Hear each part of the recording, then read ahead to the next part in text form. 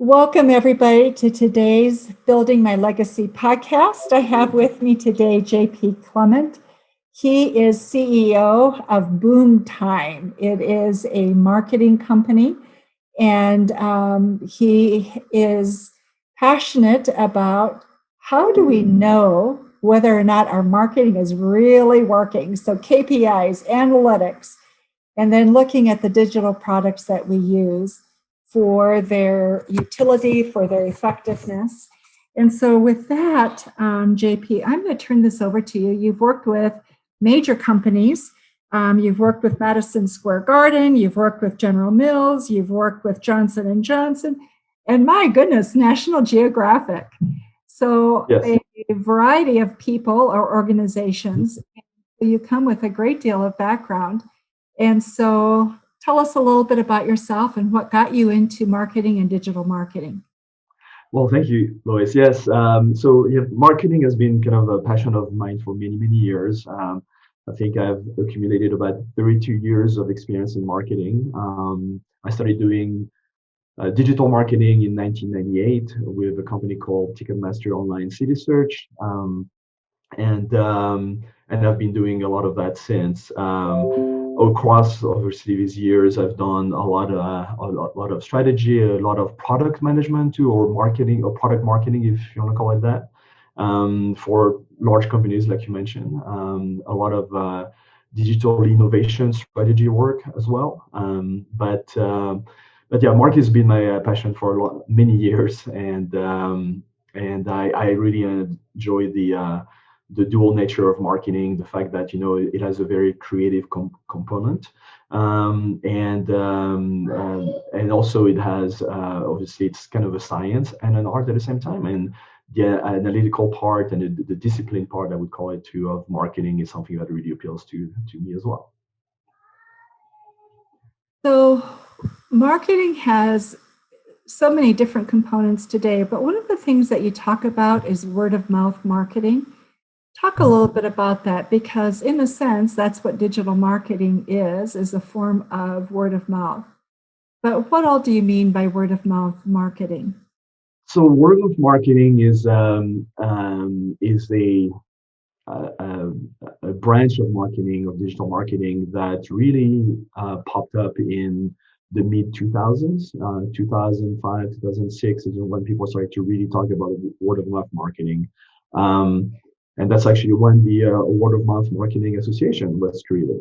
So there is something that deals out there with that deals with word of mouth marketing. But the way we think about word of mouth marketing at Boomtime is really a combination of different things that create this word of mouth and this way of uh, getting recommendations and referrals for your services or products, which is, by the way, the has been for years and years and years the main source of leads and sales for a lot of companies in the digital space. Um, that's what people trust, word of mouth and recommendations from friends, from colleagues, from peers, way more than they trust typical traditional advertising. So be it digital or traditional like TV, radio, and so on. But we've focused on word of mouth marketing because it works. But the way we look at it, it's a combination of various components of digital marketing. So it includes email marketing, which is, by the way, probably your largest ROI marketing tool out there, a digital marketing tool. It also is based on an asset that you own. You own your email list. You don't own your LinkedIn connections list or your Facebook likes or followers, but you do own your email marketing list. So email is a great way to build that rapport with your customers and to generate that word of mouth. We also use other techniques within email marketing that enable us to mine your mailbox, which is something that is very under represented in, I think, email marketing and really underused. You have a lot of potential customers probably in your inbox. And so we do what we call mailbox mining, which is then leads to email campaigns. We also do a lot of LinkedIn connection campaigns, so trying to fill the top of the funnel of the sales funnel with LinkedIn connection campaigns. We create a lot of content, which is what enables you to do interesting and powerful LinkedIn campaigns, but also obviously feeds into your email campaigns. And the content creation is really based on the idea that you need to build your authority and a level of trust with your potential customers and your audience. So this is something that we do as well. And then the other parts of that is that there's a lot of there are other things that can amplify that word of mouth marketing, such as Google ads and Facebook ads and LinkedIn ads and all these different things, which is not it's in and of itself is probably not generating a lot of word of mouth, but can amplify what you're doing in a word of mouth space. And then we also build websites that are built to capture leads to really help your email marketing campaigns and showcase obviously the content that is being distributed through your email marketing campaigns and your LinkedIn campaigns. So, JP, there's a lot of pieces that go into this marketing. And in many ways, it's become more complex, hasn't it, than it was prior to using the digital space? Yes, definitely. When I started doing marketing, there are probably only about a handful of things that you could do. You could do print, radio, TV, out of doors, and PR if you want to consider that marketing. But that's pretty much it.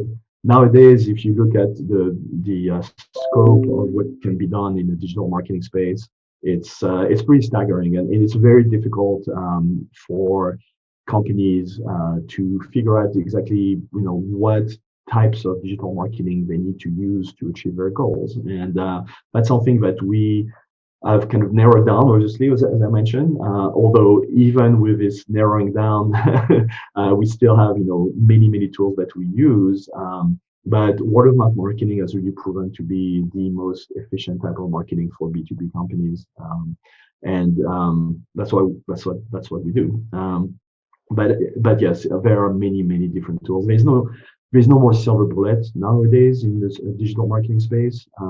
There's not one thing that's going to work. You're going to have to have an integrated kind of marketing plan that ties together many different tactics that should generate your results. But all these have to be thought about and make that you have to ensure that all these pieces work together harmoniously to deliver your goals, because one thing just won't do it. I mean, you couldn't rely on just doing Google ads, for instance, or just doing LinkedIn marketing, or just doing video marketing. I mean, you have to use many different tools.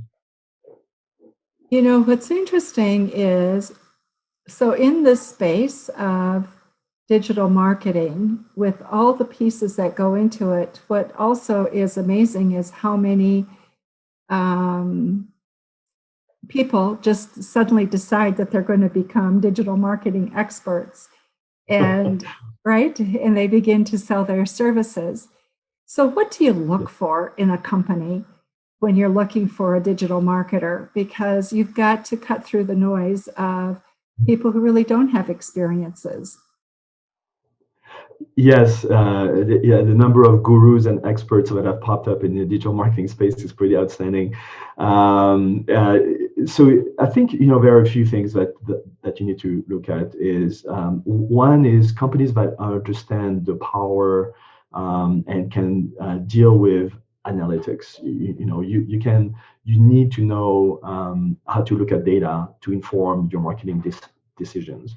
And companies that do not believe in facts or look at data and look at what the numbers tell them and are able to tell stories from those numbers, so to help you out. To me, that's one of the first things that I would look at. Second, I think you need to do, especially in this pretty insanely complicated digital marketing world, you need to be able to remain disciplined. And by that I mean that because there are so many different things that you can do and so many ways of doing them, you need to be very, very disciplined about looking at your analytics, thinking through your strategy, making sure that the tools you use make sense, and then implementing them, which is pretty critical. And the devil is in the detail, as they say.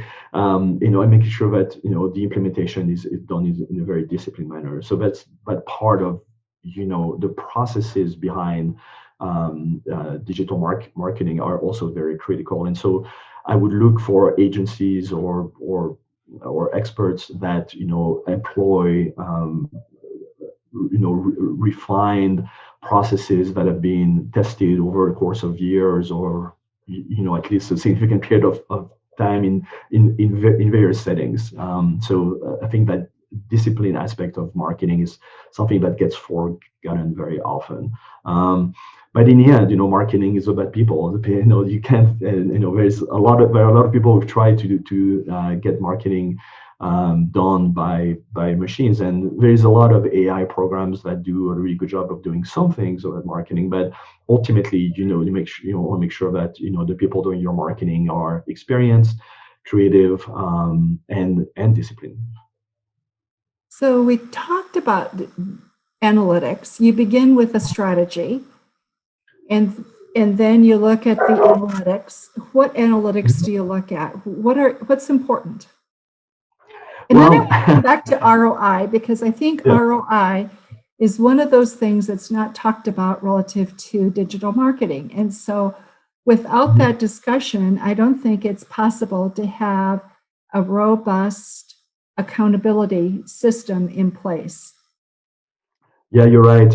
Accountability is critical as well, and the only accountability you can get is through analytics, really, because that's the only way that you're going to be able to measure the results and the effectiveness of your campaigns. But marketing is a little bit of a tricky one, and you were asking me, what analytics makes sense or should be looked at, and my answer is going to be a little bit wishy-washy, but it depends, and I think the key part of this is to define your strategy, your digital marketing strategy, but that strategy itself should be informed by analytics, and not necessarily yours, because you might not have started yet, or you might not have done any kind of marketing prior to that. But you can look at secondary research and get a lot of different numbers and benchmarks to at least get you a sense of what can be done, what should be done, what works, what doesn't work in your industry, maybe in general terms. But once you've set your strategy, you absolutely need to look at, what does success look like, and what success looks like is going to depend a lot of different factors, and every company is going to have a different, idea of what success looks like. But setting those KPIs, those key performance indices, and setting targets for those KPIs is going to be critical to your success ultimately, and to creating the right campaign for what it is that you want to achieve, and what success for you looks like.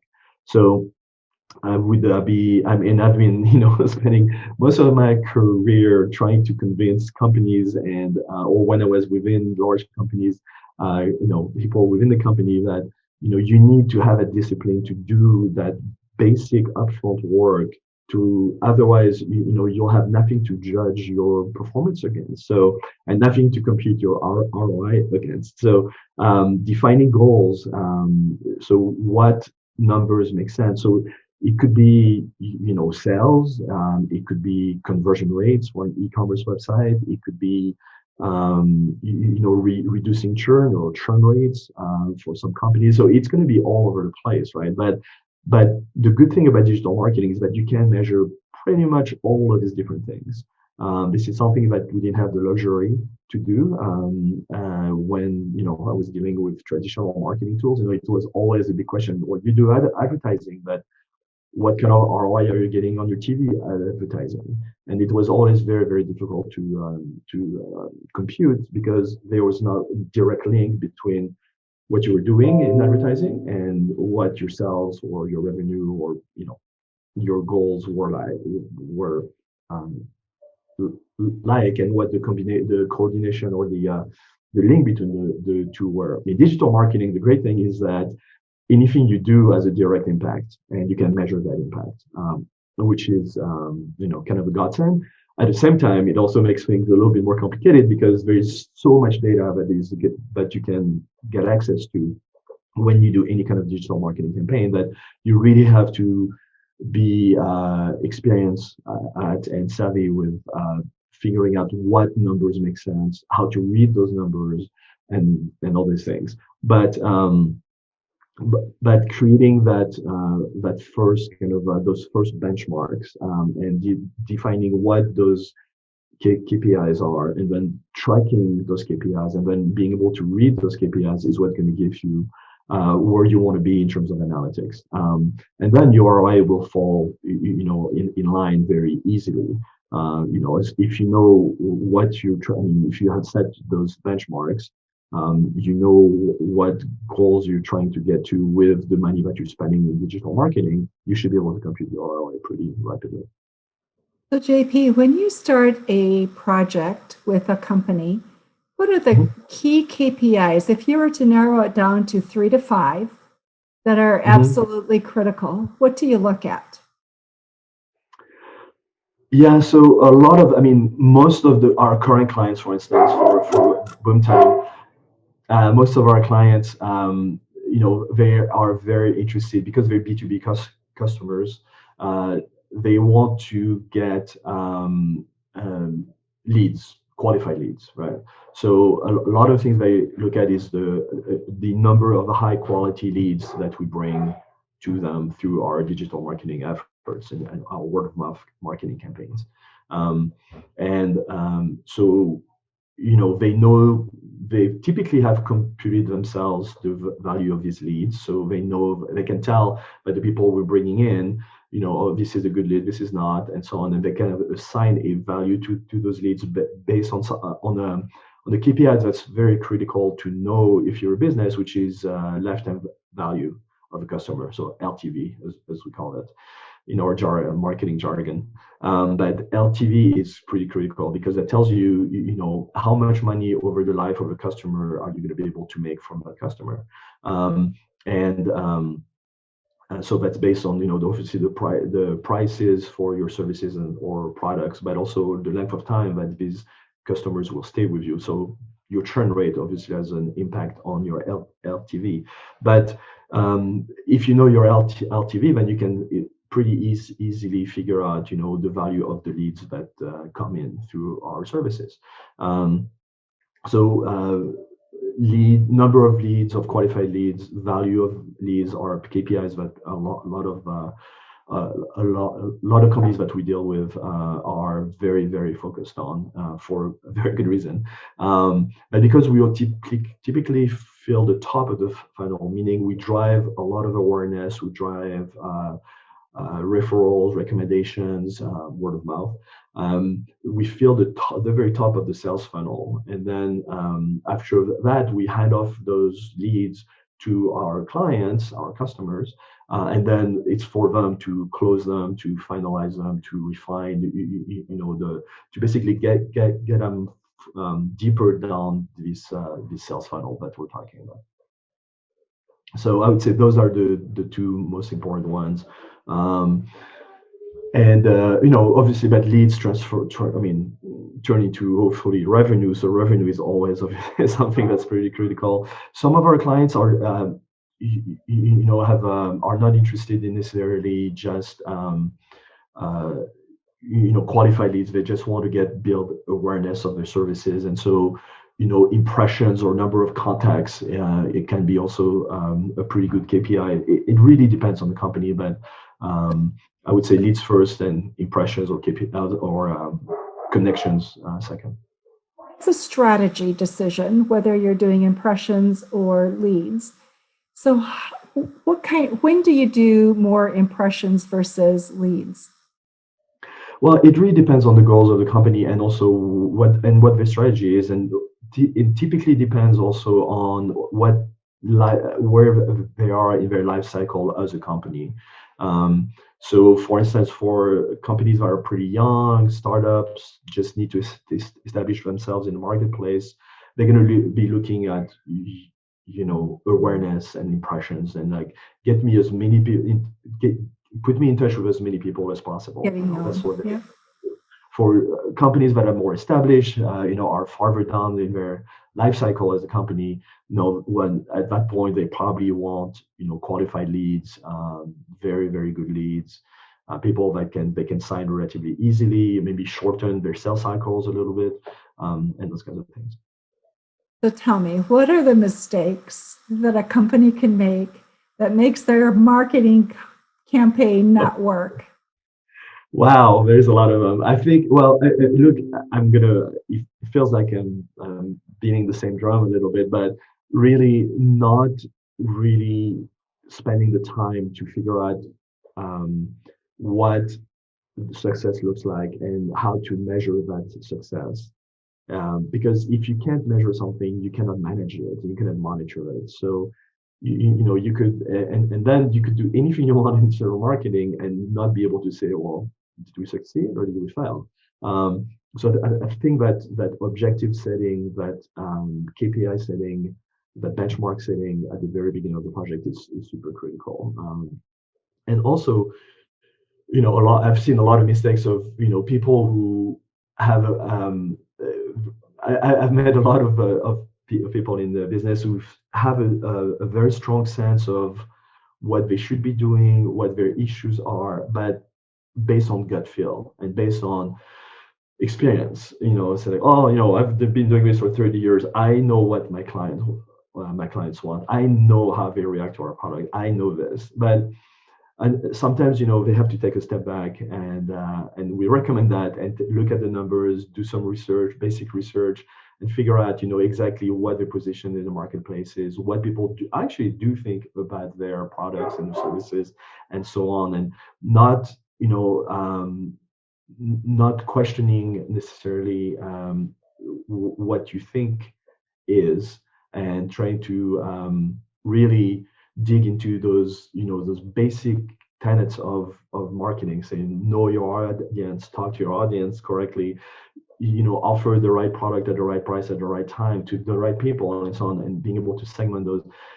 You cannot do that if you have this monolithic idea of how things are, and you need to be a little bit more vulnerable and more questioning about what your current position is, to make sure that the strategies that you devise are going to be based on a solid knowledge foundation. Information is so important, isn't it? And I couldn't agree with you more about the discipline to seek out that information. Far easier to go by gut, but then when things don't work, we're scrambling, and right? Yeah, totally. And I think this is one of the major reason why marketing campaigns fail, is because they're based on uh, faulty assumptions, basically. And I think that's something that companies need to take the time to take a look at, a hard look at, and have that discipline, as you just mentioned, to look at what the foundational information about their companies, their clients, the marketplace is. And that's something that's sometimes hard to do. There's a lot of information out there, as you mentioned, and that's how I see the role of a lot of digital marketing agencies, is to help their clients sort through that gigantic universe of information, of tactics, of tools, of companies that can help them do things. That's where I think the complexity comes in, and where the experience and the discipline of a good digital marketing agency comes into play. We are almost out of time, JP. So before we close, things that we haven't covered that are really important that you think our audience should know. Wow, there's a lot. But I think one of the things that is very pertinent in today's strange world that we all live in on a personal and professional basis is the fact that although digital marketing can sound a little bit daunting, because as we talked about, there is so much information and there are so many companies that do so many different things. You can go to an agency, but you can also buy off what we call off the shelf packages that allow you to do a lot of the things that agencies do. And there's a lot of data. The big data was a term that was coined a few years ago, but was basically a representation or the name of a trend that was driven by digital marketing, where there's a lot of data being generated by all kinds of tools and companies out there that can help you, but also that is very difficult to sort through. So I think this digital marketing is kind of a daunting task, especially for maybe people with a more traditional background or haven't really dealt with marketing much at all. And it has this duality of being kind of an art and a science at the same time. So, I think that, but at the same time, in this day and age, digital marketing is really a tool that is, or a series of tools that can really, really impact the performance of your company and really cement your your legacy as a company. You cannot go to trade shows. You cannot go to conferences. It's really hard to meet your clients one on one if you're a B2B company. And nobody knows when we'll be able to go back to the old normal, if at all, if or what the new normal will look like.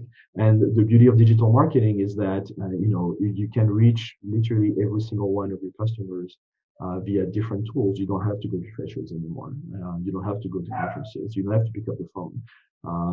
You can do a lot of things to fill up the top of the funnel and drill down the sales funnel in a very in a very exhaustive way, but at the same time in a very measurable way, and also and generate really strong ROIs. You So know what I I think? understand that, sorry to interrupt you, but digital marketing is really can make like difference between literally life and death for a company in this day and age. You know, what's really missing right now is a good handbook on here are the basics and here are the way you measure it. Here's how you set strategy. There's bits and pieces everywhere, but you have to really sort. And also the speed at which it changes is most places don't keep up with that. So a resource that can be current is would be very valuable right now. Well, it's interesting you saying that. I don't know if you knew, but you might have known. But we are putting together a book of all our blog posts and podcasts and things that we've been doing at Boomtime, and we realized that we have about 175-page book right now waiting to be published, probably in digital form, to that talks about all these different things that how to do a lot of these different things and how to measure ROI and how to look at what kind of analytics makes sense and so on. So maybe everybody who's listening here can keep their eyes open, and we'll be out with a book in the next few months. Hopefully, that can help a little bit get us towards the goal that you're describing. Super. And when you get it together, let us know, and we'll make sure that the audience has an opportunity to at least take a look at it. JP, thank you so much for being with us today and being with us on Building My Legacy podcast. It was my pleasure, Lois. Thanks for having me. Thank you for watching my video. Don't forget to like, subscribe, and click the bell button above. Leave comments. We'd love to hear what you think. And visit our other social media links as well. Thanks much.